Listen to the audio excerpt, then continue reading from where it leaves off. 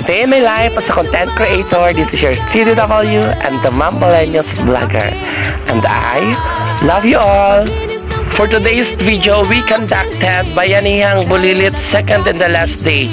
And nag-request po tayo sa ating mga sangguniang kabataan ng Barangay Nakalaya headed by skate chairperson Princess Marian Aguilar. And nagpapasalamat po tayo sa ating Barangay Kagawad Eric Jones Rico na walang sawang sumusuporta at very supportive po sa ating daycare center. Ganon din po ang pagpapasalamat namin sa ating mahal-mahal na konsihal ng bayan, Councilor Artemio Andaya, sa pagbigay po ng pangpasnack.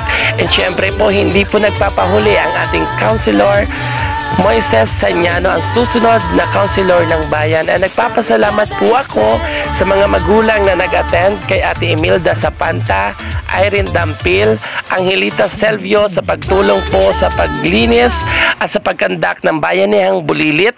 Ganon din po sa mga kabataan na habang kami po ay naglilinis is sobrang saya po namin.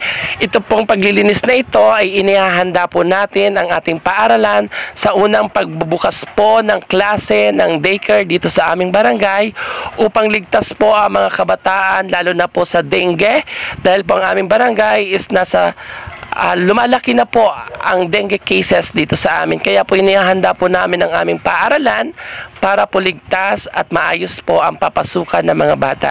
Pagkatapos po namin maglinis, nagawa na po ng ating mga skate chairman na mag-TikTok dito sa ating paaralan. Sobrang saya ko po dahil po natulungan po kami na malinis po ang ating paaralan. Sa mga nanonood, sa aking mga subscribers and followers, maraming salamat po.